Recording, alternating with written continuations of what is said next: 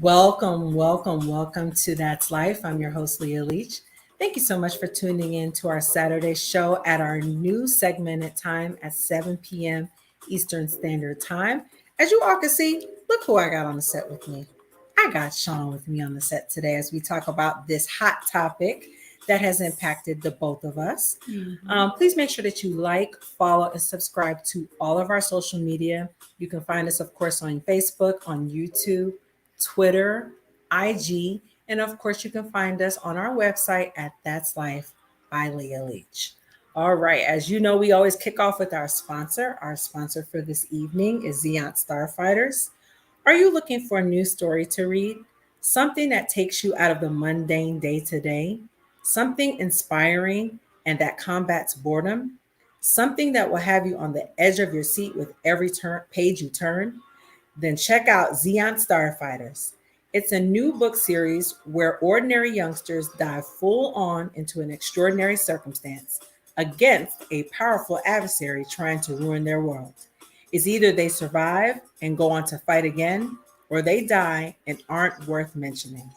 Come join the action and adventure and see if these youngsters have what it takes to become legends. Stories 1 and 2 are now available, and for further details, you can find the information below on our ticker, which is the website that you can order storybooks 1 and 2. It is an amazing read. We both have read the series twice. You won't be disappointed, I promise you. All right. As you know, we always deal with COVID because that is the ever fluid thing. That's the reason why we started our show from home. As of 6:30 p.m. on Johns Hopkins, confirmed cases are over 227 million. Over, people. This is over. Deaths is over 4.6 million. I cannot explain to you how important it is for you to get the vaccine. We both have gotten the vaccine twice and have been boosted. So if you haven't considered the vaccine, please consider it. I know that there was concerns about it being FDA approved. Well, now it has been FDA approved.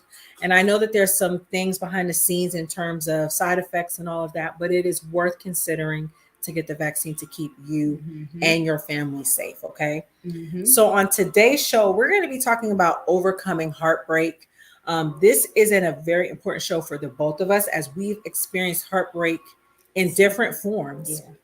And so we're going to be talking about it from the friendship level. We're going to be talking about it from the relationship level. And we're also going to be talking about it from family.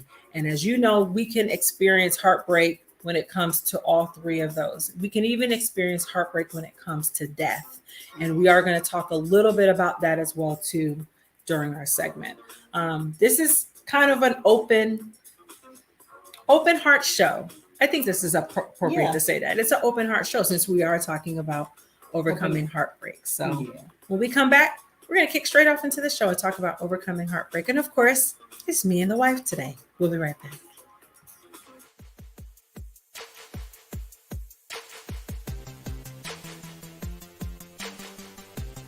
Bible verse, as we always do on That's Life. So my quote comes from Mr. Bob Marley.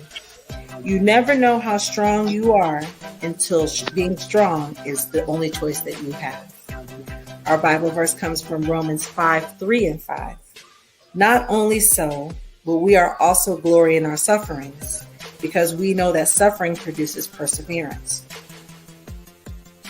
Post-traumatic stress disorder, or PTSD, is a type of anxiety disorder that develops after exposure to a traumatic event. An event can be considered is your first time here. If you're unfamiliar with how it goes, on Friday, we do our resource show where we offer resources to all those who need it. So we offer food, rental assistance, job opportunities, anything that will be able to help the community. If you're looking for a realtor in the Atlanta area, Jamel is your girl. She will make the home buying experience amazing for you. All of her information is below on our ticker, so please utilize her if you're looking for a realtor in the Atlanta area. So we always sponsor this week is Xeon Starfighters book series. Without knowing why they receive strange elemental-based fragments or even why they exist, Kenneth Lambert and Richard Troglin will embark on new destinies that will ram them and their opposing ideals head on. Want to know more? Go to zeonstarfighters.com for details and to order your copy of the book. You will not be disappointed. It's an amazing book.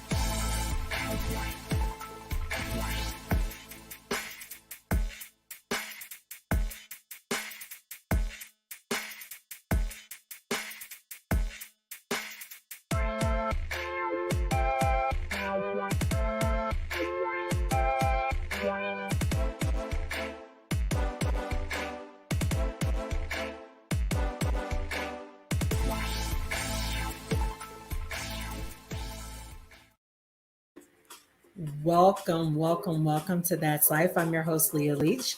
Thank you so much for tuning into our segment about overcoming heartbreak. And look who I have with me on the set today. I have, of course, the wife. We're going to talk about heartbreak, and we're going to talk about it from three perspectives, actually technically four perspectives. We're going to talk about it from friendship, we're going to talk about it from relationship and from family, and then we're going to talk about grief, because all of those things play a factor when you're dealing with heartbreak. We have some pretty heavy statistics today, but I'm going to kind of give you what we have, because this is going to kind of help build the kind of conversation that we're going to have today. So on our website, or on this website, myclevelandclinic.org, broken heart syndrome, also called stress cardiomyopathy, is a temporary and reversible heart condition whose symptoms mimic those of a heart attack. And of course, when we start dealing with heart attack, there's specific symptoms that you look for when you're dealing with a heart attack. But unlike a heart attack, broken heart syndrome happens when a sudden physical or emotional stress causes a rapid weakening of the heart muscle. It's also called, or considered to be called, Takotsubo cardiomyopathy, which is a Japanese name for when an octopus trapping a pot with a wide bottom and its narrow neck. And as you can see, we have a picture down at the bottom where you can see why it's considered, or why it's called Takotsubo. The pot represents and resembles the shape of a distressed left ventricle of the heart, and it is also seen by the heart syndrome. So as you can see, that's the picture. And I chose these pictures specifically because if anybody's a Star Wars fans like us two geeks here, that first picture is of Padme telling Anakin Skywalker that he broke her heart. And that was a very iconic scene in that particular movie, as he was changing from Anakin Skywalker to the Darth Vader. But I won't get into all of that, because I know that I'll bore you to death with those things. So some examples of sudden emotional stressors include grief of a death of a loved one, good and bad news, intense fear, and extreme danger. And so those are just a few. Now, we're going to talk about statistics when it relates to friendship, because heartbreak doesn't necessarily just mean lovers, and it doesn't necessarily just mean grief, which we are going to talk about both of those things. But it's important to talk about the aspect when it relates to friendship, specifically friendship. So typically, broken heart syndrome affects about 88% of women, especially later in life, and later in life meaning between the ages of 58 and 77. So according to this particular statistic, American Survey.org, despite renewed interest in the topic of friendship in popular culture and in news media, signs suggest that the role of friendship in American social life is experiencing a pronounced decline. And, COVID-19 has definitely exposed some things, including friendships and where people are when it comes to friendship. Yeah.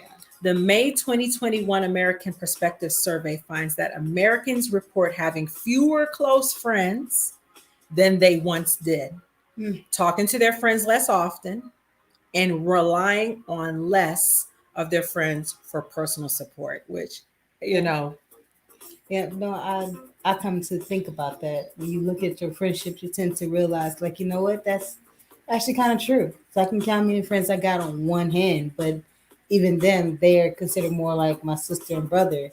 So what friends do I have to actually say I have a friend? I don't think I have any. Yeah, and I'm the same as her. I have a very small circle of friends that I can actually count on for support. and for love and for just advice. Yeah. I don't have like the strong bosom buddies like some people might have. Yeah. I really don't even have a best friend, which actually brings me to why this particular subject hits very home for me. Um, we talked about being transparent on the show. So we're going to be transparent. I'm going to talk about my transparency when it Let's comes go. to friendship.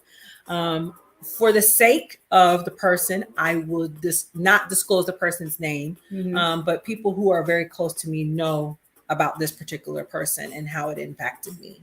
So I had a friend who was a very, very good friend of mine for over 20 years. This was somebody who I considered like family. This person was family. It's going to be difficult to say she, but I might as well say she because it is a female. This was somebody who I had in my life for a very, very long time. We had babies together. We, did lots of things together in terms of friendship. And this was somebody who I considered like blood. In 2014, our friendship kind of dissolved.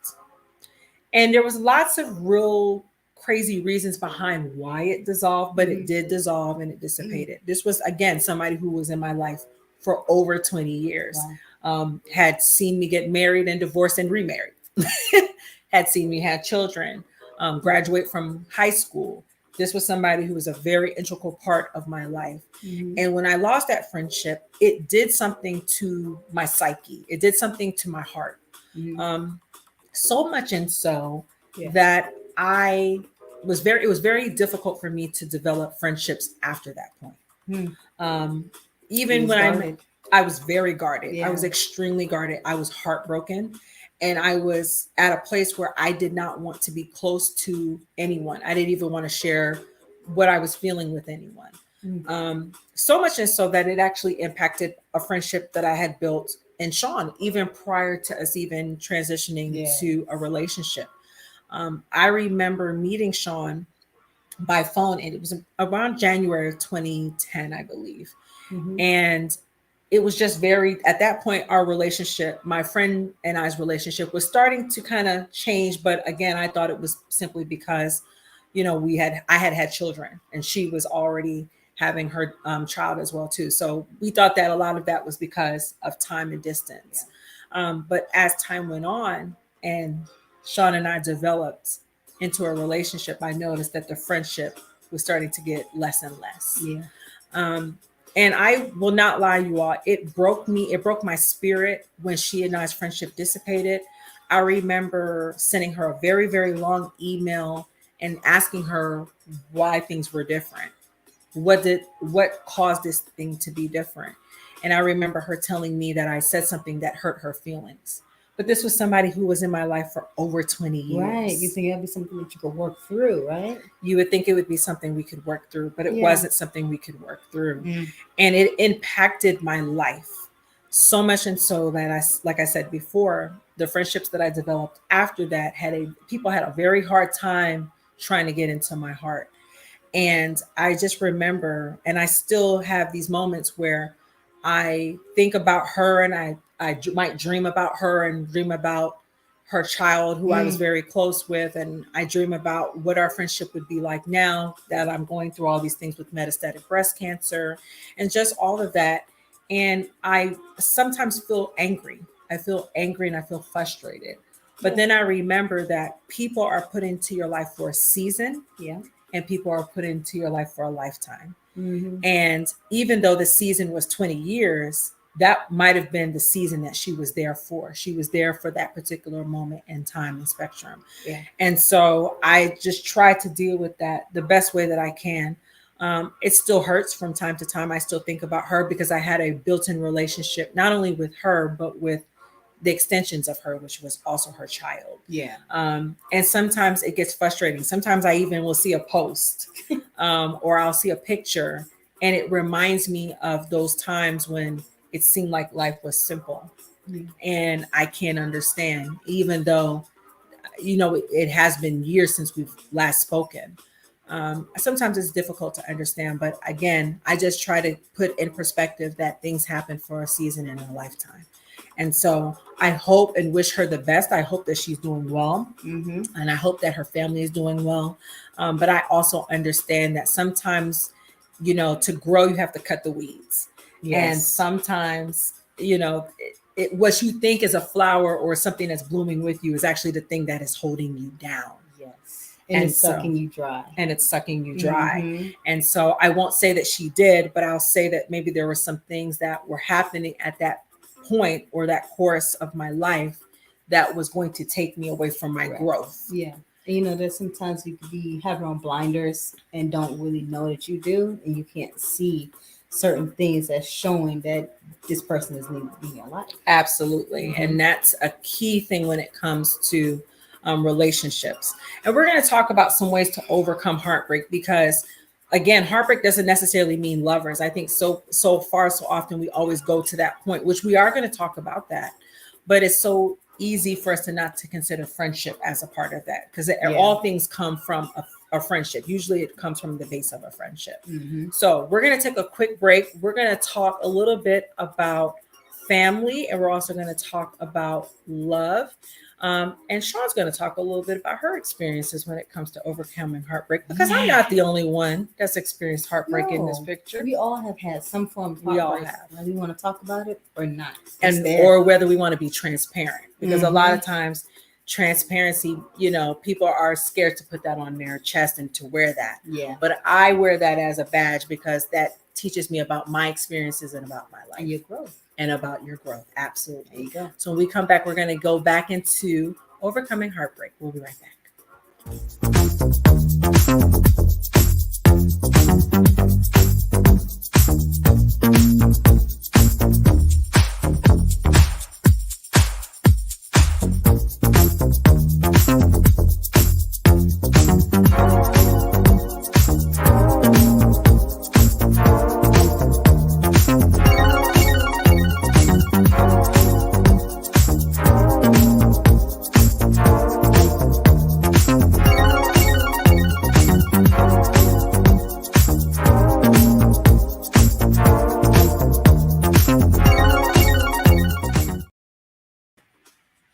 Hey, I'm Natasha Nedrick, the empowerment coach and founder of Empowering Imprints. And I have a question for you. When is the last time you went to work and you did something really life-giving?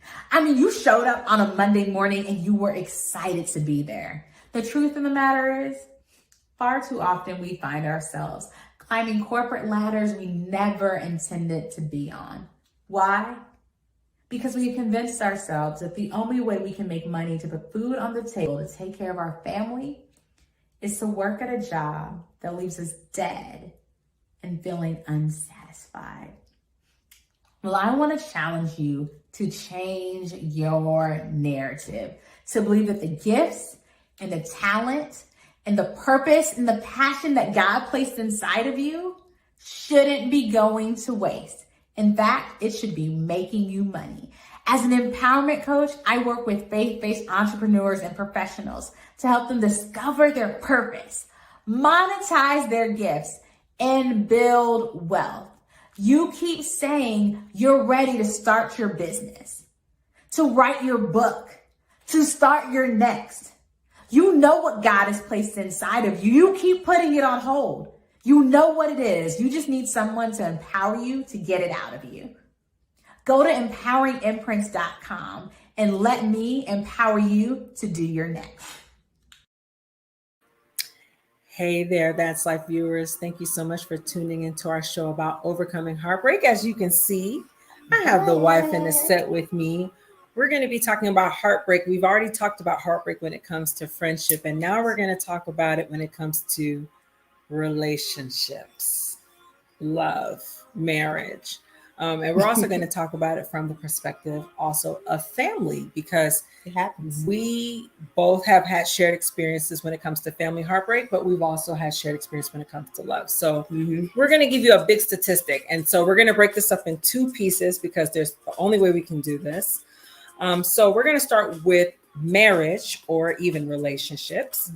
So from the website, The Life Project, why the pandemic is causing spikes in breakups and divorce, leading British law firm Stewart's logged a 122% increase. Wow. Y'all hear that number? That's a crazy You number. might want to repeat that number again. 122% increase in inquiries, just inquiries alone, between July and October of 2020. Mm.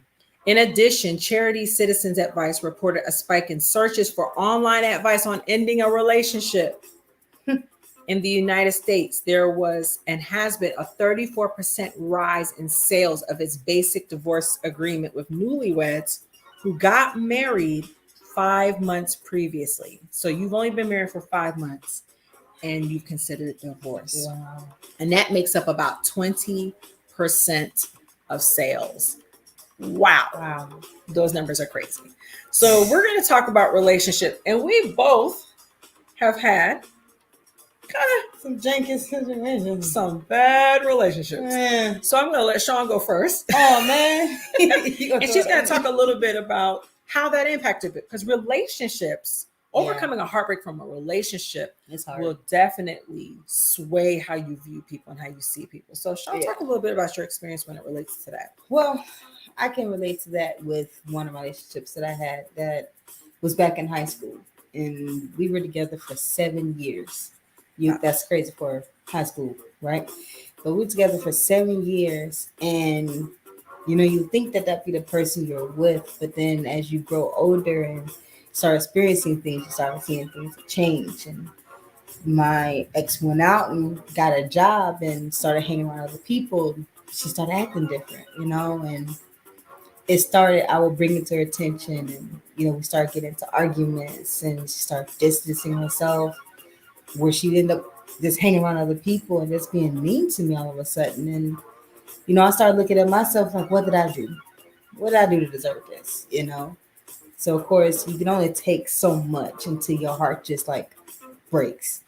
So eventually it just broke, and I couldn't see that person anymore. Didn't want to hear that person's name. Didn't want to even be around that person, even if we shared the same friends, and that was my way to block it. But after that, I couldn't say I love you anymore. I couldn't see myself in a relationship, or if that person said I love you, I would say ditto.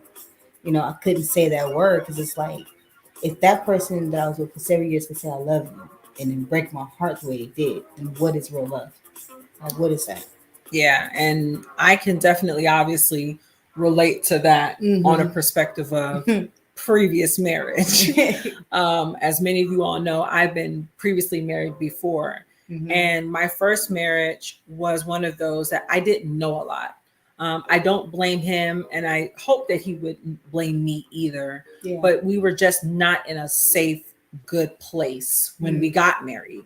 And so what that looked like was, in our marriage, things that probably wouldn't be problems escalated into problems in our marriage. Yeah. And it was one of those things that the more that we were together, the more that we couldn't stand being around each other. We loved each other. And that really wasn't about love, because I think a lot of people think that when you get married for love.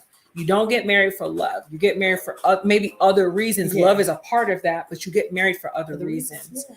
And so we just were toxic together. And what that looked like in our marriage is that we argued all the time. And when I say all the time, we argued all the time. Now, we were together for 4 years, about 5 years total, but married for 4 years. And again, as you said, people just grow apart. There's things that happen within the relationship that just cause people to grow apart. And that's what happens in my first marriage. And it left a very stained part of me. I was heartbroken. A lot of people wouldn't know this, but I didn't want to get divorced from my first marriage. I was content on living with him and being with him for the rest of my life, even if it meant I was miserable. And I wanted to be with him for the rest of my life. But I also knew that I had a responsibility to my children to not just be there just because I had children with him. And so we separated, and that was the best thing that we could have ever done. At the time, we didn't know that. When we were both heartbroken, we didn't know that. But it was the best thing in retrospect for the two of us, because we were able to heal. We were able to kind of sort through those things that happened with our relationship. And we're going to talk about some tips and tools at the end of the show on how to overcome heartbreak, whether it's from a family or a friend or whomever. But we were both broken people coming into a relationship. Yeah. And it's never good when two broken people come into a situation. It's And a lot so of baggage. it's a lot of baggage. And I would definitely say to those that are heartbroken after a breakup, be very mindful of where you are in your space. You're in a very vulnerable space, and you don't want to go into a new relationship being that vulnerable, because it will show itself. And it will Trust take me. it out on that person. It You take will. it on that person and they have no problem, especially if you have trust issues. You got to work out your trust issues before you open up a new door. Absolutely. And we can attest to that because we've been married for almost 7 years. And you better get right on. Almost 7 years we've been married and been together 11 years. And it's been rocky, but I'm thankful that we talked and we got some needed help and some intercessors to help for us, because it takes work. It takes work. Marriage is a full-time job, and people don't really understand the full commitment of that when they get married. They think that they do, but they really don't have a clue when it comes to that. So now we're going to talk about the other side, and we're going to talk about parents and children. And this is one that unfortunately I don't have experience in, but Sean does. And we're going to talk a little bit about that as well too. And I can talk about it from the perspective of people that I do know who are in a very similar situation as this is. So on the website Estranged Stories, when asked to describe the parent-child relationship before a rift, so before a parent and a child go estranged, the most popular answer given by the adult child was that they maintain a relationship out of moral obligation. And we've heard that before. A lot of people say that they're only close with their family member or parent because they feel like they have to be, not because they really want to be. The second most popular answer was to describe the relationship as volatile and or not close. Another area of concern was whether the children ever told the cutoff parent the real reason for the estrangement. Over 67% say that they have, but over 60% of parents said they never were told the reason for the estrangement in the first place. Some common estrangement reasons are: 1, you weren't a good enough parent. 2, you still see me as a child. 3, we don't have the same values. And number 4, which is the most common, is you are a toxic person. And we have heard those things. I know I've heard those things from people who have relationship issues when it comes to a parent. So Sean, I want you to talk a little bit about this. And again, this is not from a judgmental place. This is from a place of just being real and honest and transparent. And that's one of the things that I appreciate about our relationship, is that we do. Yeah. So talk about your experience when it comes to estrangement of a parent. Well, of course, with my estrangement of a parent was definitely not with my mom. She was perfect in every way that she possibly could be. Mine would be with my biological father. And it took me a while to come to terms with how it was, because I was filled with so much hatred. Because he left out of my life when I was 5. And I believe he was forced out because he was abusing myself and everybody else in my household. Not going to name no names or anything like that, but he was abusive to us. And eventually he was forced out, but I never heard from him again. There was only one other time I've heard from him, but after that, it wasn't. I didn't hear from him again until my mom passed away in 2002. And mind you, that's a lot of years. I was born in 1983, so y'all can do the math. How long that is? That's a very long time. But even when he came back, that wasn't even the part that hurt, that really stuck into my heart, because it was still built with anger, but didn't break yet. What made it break was when he came back after my mom passed. He didn't ask for me. He asked for my sister, my brother, my stepdad. But I'm the one that's answering your door. You didn't even ask for me. And I'm like, you didn't even recognize who I was, and I'm supposed to be your child. So at that point, it started to break along with the anger. And I talked to my stepdad, and he was like, just give him a chance, maybe he's going to try to make it right. So I tried to give him a chance. And when I needed him the most, he disappeared. And I didn't see him again after that. So that's when now my heart just broke. Because I gave you a chance, even after what you did to me and my family as a child. I still let you in, and it's like you have no care. Even after I expressed how I felt and what you did, you just turned around and just abandoned me again. As now as an adult, that's just hurtful. And it took me a while to get over it and to finally just forgive him. And then I tried one more time after my brother passed for his funeral.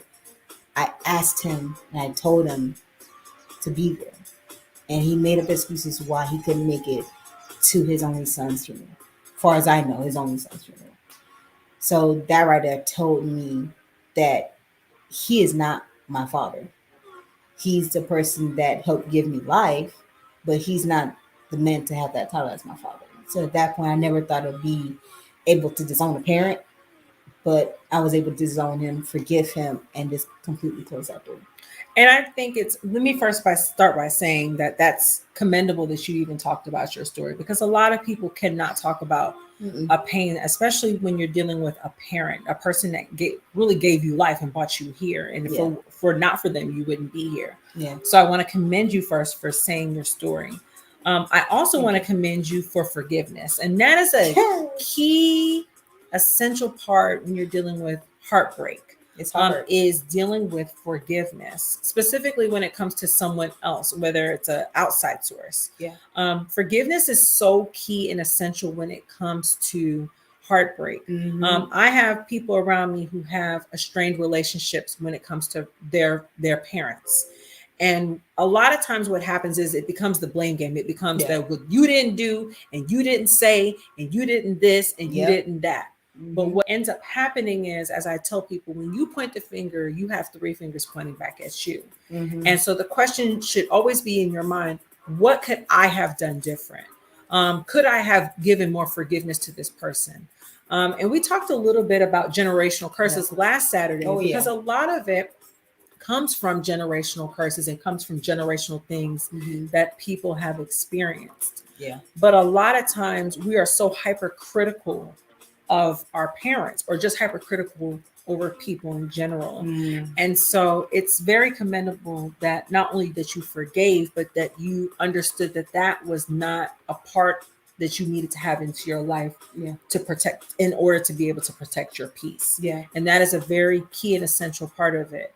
I think sometimes as people, we're so quick to keep people in our life because we feel obligated and obliged to do that. Don't have to. And you don't have to keep someone in your life if they're toxic and they're not good for you. But it's also important to forgive. Even though I'm gonna say this again, forgive. It's hard. And it's the hardest thing to do, but it's the thing that you have to do. And what I tell people is, if God can forgive you for all the janky things that you've done, and all the janky things that you've said, you can forgive others. Then you can forgive others. Okay. And sometimes it could be too hard for you to forgive on your own. Because I'm not gonna lie, I didn't do it on my own. I have people in my corner that helped me, like you. And I went to a therapist to help me sort out my feelings and angers that I had. So I had to be able to channel that and know what was triggering it so I can move on in my life, because it was showing up in other places that it shouldn't have. So when we found out what the source was, my therapist taught me how to cope with that and to finally make amends. To come to peace with it. Absolutely. And we've talked about mental health before. We've had a conversation about mental wellness before, about doing what is necessary to protect your peace and to be able to forgive and to be able to get past whatever that thing that's holding you down. Absolutely. And so I'm grateful for you to share your story, honey. And I'm thankful that you were able to get to a place of forgiveness and get to a place where you can kind of move forward. It's like a weight came off. And that's what it's supposed to be. It's supposed to be weight coming off of you when you get to that place, especially when you've been heartbroken. Get into that place of being able to forgive. And not necessarily to forget, but definitely to forgive. Because that is the most critical part of it all. So thank you for your story. You're welcome. We're going to take a quick break. I'm excited about our new halftime that we have. And I'll give you a hint. It's her. It's this one right here. No, it's not. Don't listen to her. So enjoy our new halftime minute with the mechanic.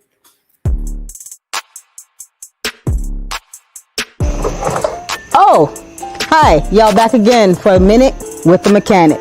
Well, today I'm going to talk to you guys about how to make sure your air filter is still good. So right here is where your air filter is. Well, on my car. Different cars has different spots, but it's the big container and you can find it. With mine, just pull off the cap, pull the air filter out. There it is. If it's black, you need to change it. If it's still white, you're good. Slap it back in there, slide it in, put the cap back on, you're done. Easy and simple. Don't have to waste extra money dealing with mechanics, telling you need this, paying out of pocket for too much. Also, while we're on the topic, whenever you guys get an oil change, you get it done every 3,000 miles. With that, oil change comes with tire rotation and checking that air filter. Every 3,000 miles, you want to get it done. Saves you money in the long run. All right? That's it. Minute with a mechanic. I'm out.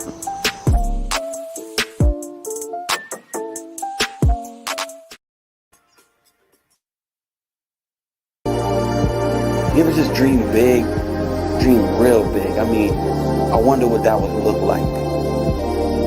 I think the best part about being behind the camera and figuring it all out is getting the pieces, collecting all of the pieces that make the puzzle a complete picture.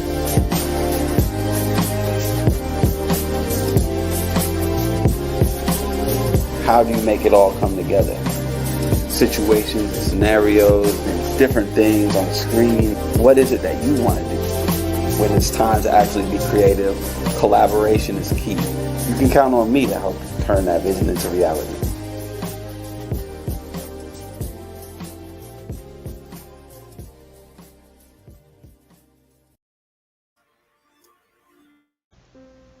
I didn't realize that going to take my first mammogram would impact the rest of my life.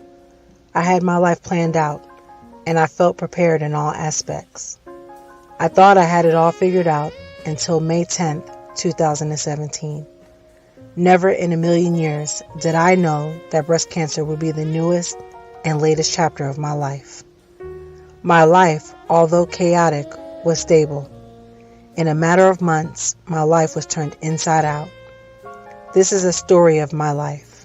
It breaks down how I discovered cancer, my journey through the pain and obstacles of it, and how I'm currently dealing with the aftermath. I must move forward on this unpaved road called life.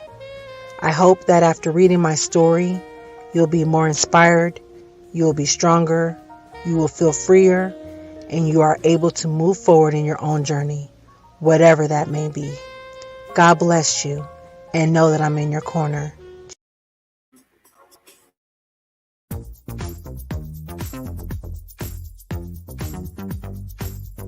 Welcome, welcome, welcome to That's Life. I'm your host, Leah Leach.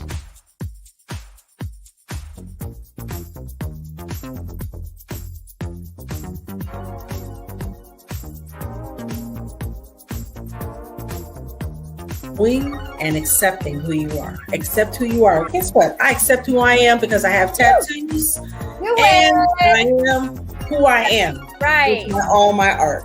I love Ephesians 2:10. For we are God's masterpiece. He has created us anew in Christ Jesus, so we can do the things He had planned for us long ago.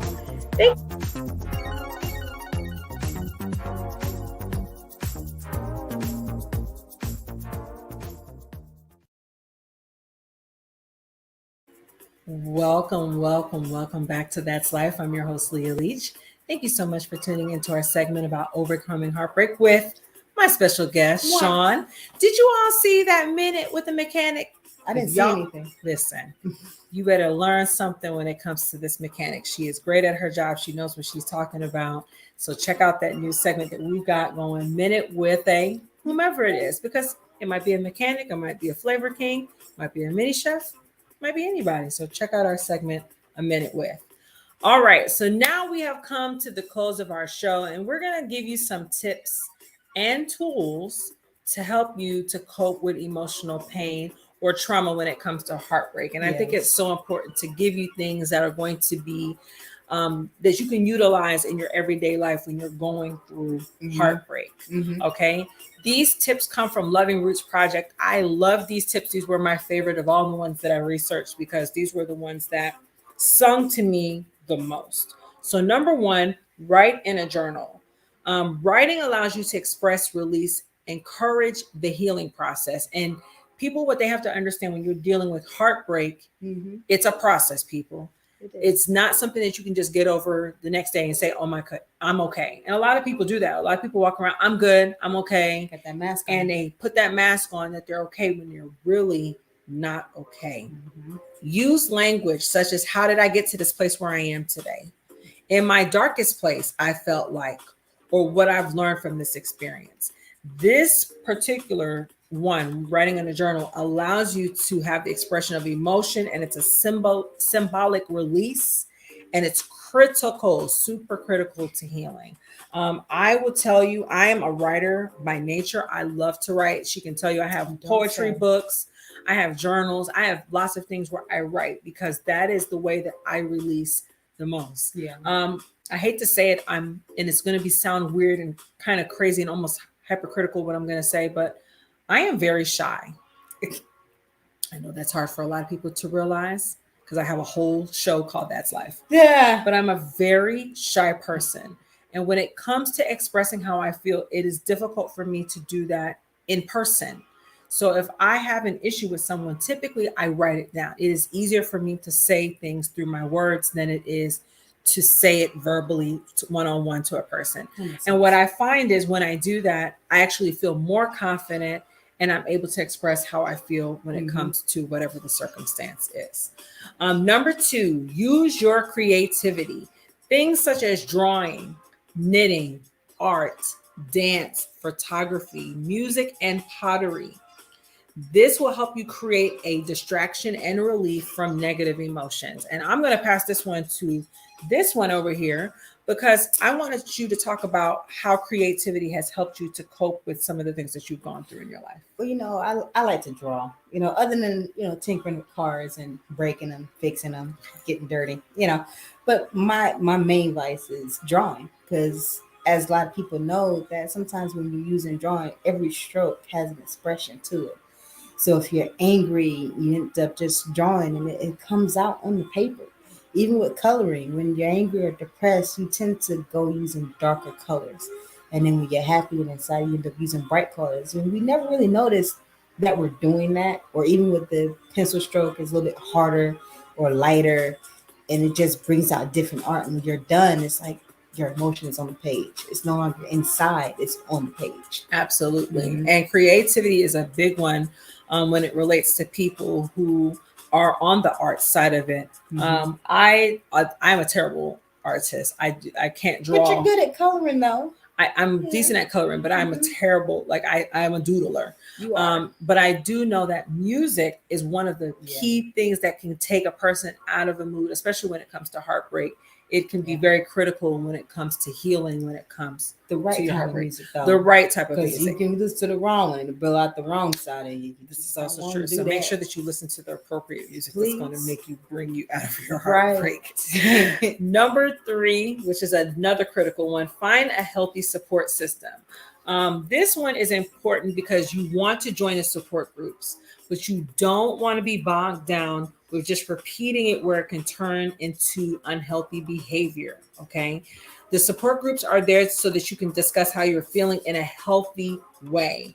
I would even point out the fact of going to therapists. That's why therapists, psychiatrists, psychologists are there. They are there to help you to deal with your heartbreak. Absolutely. You don't have to deal with by yourself. Something I talked about with a friend of mine earlier today is how we talk about how, and this is not to call out racist, but just to kind of give a point, how therapists are for only Caucasians. Therapists are for people who need help. Yep. If you need help, whether it's emotional help or support, that is what therapists and counselors and those people are there for.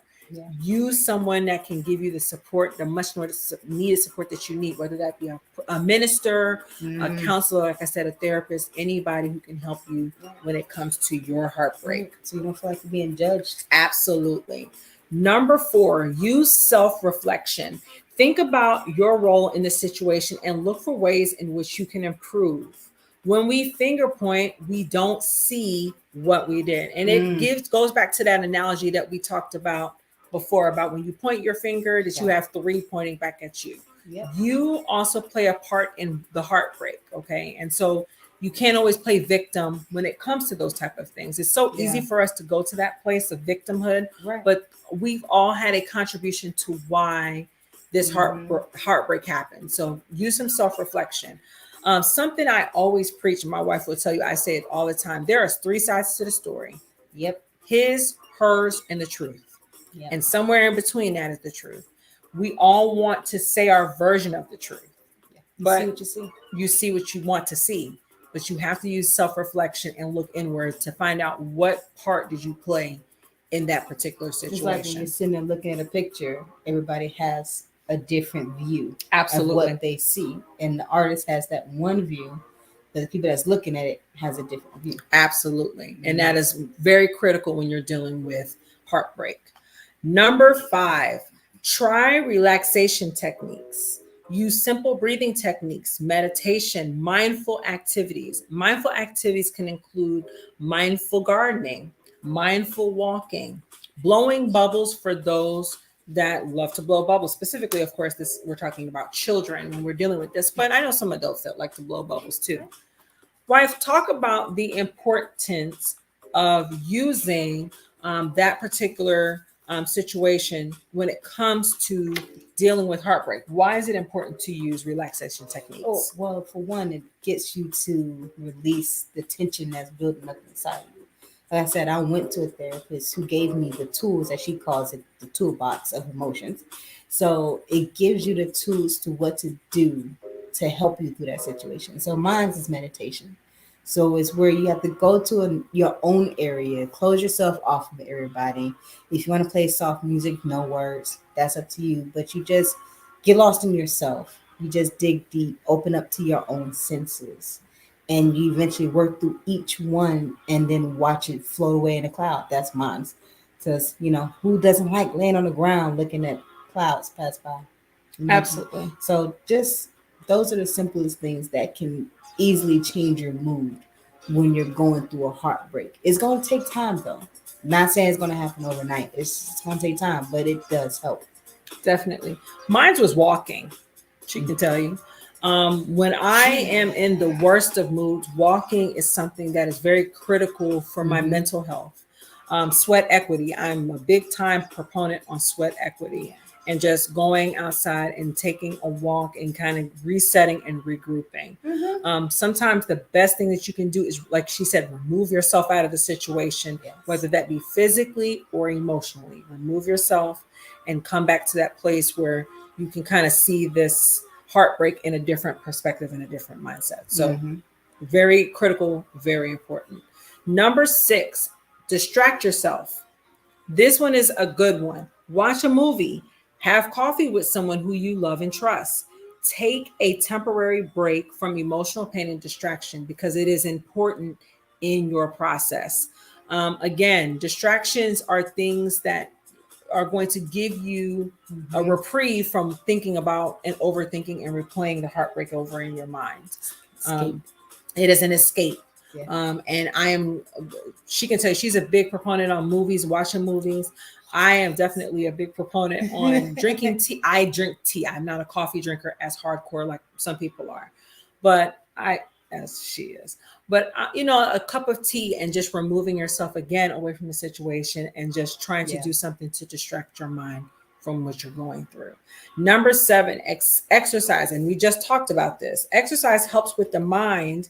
And it is critical because it also reduces any negative impacts that the stress may have on your body. And people do not realize, let me just say this, stress and your physical wellness go hand in hand. They are sisters. They are best friends. They are besties, whatever you want to call it. The more that you stress, the more it impacts you physically. That's why you have headaches when you're stressed out. That's when you have stomach aches, when you lose your appetite. There's critical things that happen when you're under stress, specifically when you're under heartbreak. You don't want to be in that situation where you let your heartbreak get so out of control that it impacts your health. Okay. So exercise is very critical. Going walking, doing aerobics.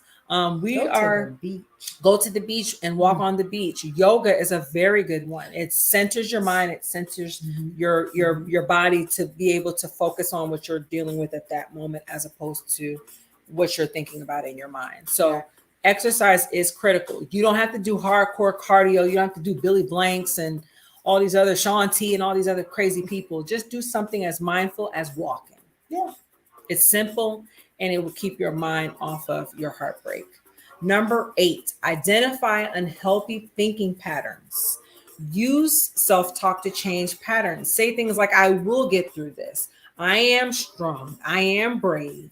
You must identify what you are not thinking that's in an unhealthy manner. And I'm going to give this over to Sean. How critical is this when you're going through heartbreak? How critical is it to identify when you're thinking of unhealthy patterns? It's very critical, because if you sit there and just keep replaying it and blaming yourself, you're just going to make the heartbreak even worse. And there is such thing as dying from a heartbreak. It is very much possible for that to happen. So the more you beat yourself up or blame yourself, instead of seeing it for what it is, acknowledging it, and then moving on. Okay, if it was something that you did, acknowledge it, change that within yourself. Like, okay, well, I know not to do that again. And go on, but you encourage yourself, and you always say, like, I'm gonna get better, I'm gonna make it through, like you said, and you're gonna push it through. You have to encourage yourself to get through the heartbreak. If you need help, have good people that's in your circle to help boost you when you need that boost. Absolutely. And as we talked about, self victimization, people are so quick to go to that side of it, as opposed to finding ways to pull themselves out. Don't be the victim. Find some encouragement and within yourself, or find some words, find affirmations. We are big proponents of affirmations. If you go into a room, we have things that keep us kind of motivated and centered, because it is very important when you're dealing with heartbreak to stay centered. Number 9. Now this one contradicts a little bit, but I'm going to read what it means, because it's important that you understand what this perspective is. Sit with your emotions. As difficult as it can be, there is an importance to just sitting and being present with how you feel. It allows you to be aware of your feelings and not dismiss or hide from the painful emotions. It allows you to cry, grieve through the process, and how to feel to know that you need to work on your healing. It is critical. I tell people, I can't stand a person. I don't know about you, wife, but I can't stand a person that says, don't cry. You're being weak. Yeah. Let me tell you something, people. Weakness comes when you try to be strong and you know you can't. Okay. There is a process that has to happen with healing. When you get cut, you respond to that. When you've had surgery, we both have had surgery. We respond to that. Your body naturally responds to that. Your mind naturally responds to that. So you have to, when you're dealing with heartbreak, it's a process. It may be that you might get angry. It may be that you might cry. It may be that you might be a little bit moody or snap. You went through trauma. Heartbreak is essentially, it's trauma for the heart. It's trauma, heart and mind. So whatever that process looks like, go through that process. It's okay to go through that process. What's that you say? It's okay to not be okay. It's okay to not be okay. And that was something that took me a very long time to get to a place of knowing. But I think it's very critical to remember that it's okay to not be okay. The only thing that it's not okay to do is to sit in that for a very long time. Okay. Don't go into that depression. Don't go into depression. And if you do get depressed, it's okay, but you still need to go and seek the help that you need to get, and recognize that that's what that is too. Okay. So very critical in that point when you're dealing with heartbreak. Last and certainly not least, look forward. Do not get stuck in a negative cycle. Far too often, people that have gone through heartbreak get stuck and they don't know how to get out of that hamster wheel of heartbreak. Work towards progress, set goals, look forward towards your future. Positive thinking has a major impact towards healing. Do your self care. Doesn't that sound kind of familiar? Because we talked about self care at the beginning of this season, which was one of the reasons why I took a huge hiatus. Yes. Self care is the best care. Take self care. Use coping strategies and personal preferences that work for you. Do what you have to do so that you can move forward, so that you don't have to be in the rut and the hamster wheel. Heartbreak is hard, people. Yeah. And it's Heartbreak is hard. Heartbreak is real. And it is a process, like anything. Like I just told you, when you go through surgery, you go through a healing process. When you get cut, you go through a healing process. It's not different when it comes to heartbreak. We can attest that we've been heartbroken, but guess what? We're still here and we're surviving. Yep. So you can get through your heartbreak no matter how difficult it may be. Speaking of heartbreak, I would almost be remiss if I did not mention today is a very symbolic day in our family's life. We lost a beautiful angel in my aunt 7 years ago to this date.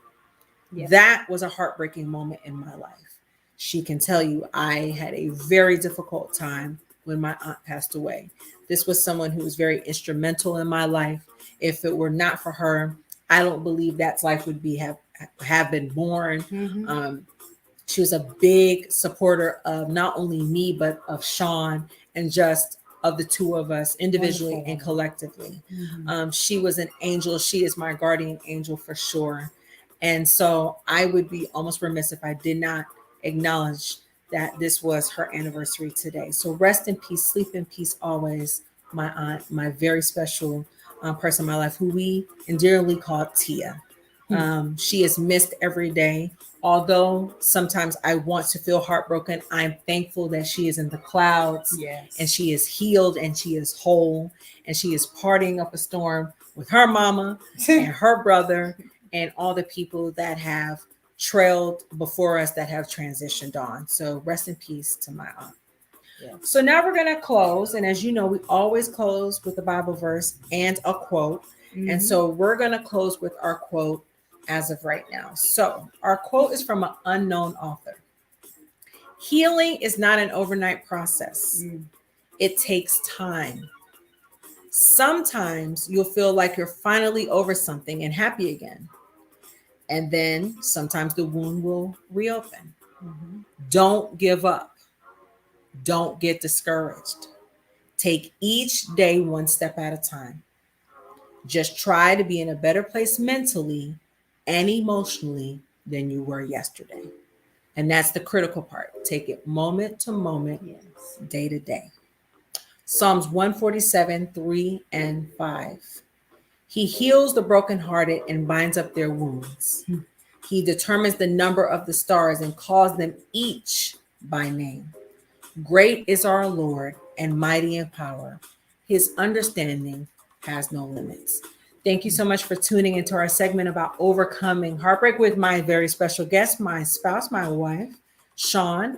Tune in next Saturday as we discuss how to save money. And y'all, we need a little bit of tips when it comes to saving money because it's hard out here. It's hard out here. And my very special guest will be Melina Rodello. She is an accountant. She's going to talk about ways that children and adults can save money because I think sometimes it's very difficult for us to put that as importance, but it's critical and important when it comes to saving money. So tune in next Saturday at 7 p.m. Eastern Standard Time as we talk about how to save money with my very special guest, Melina Rodello.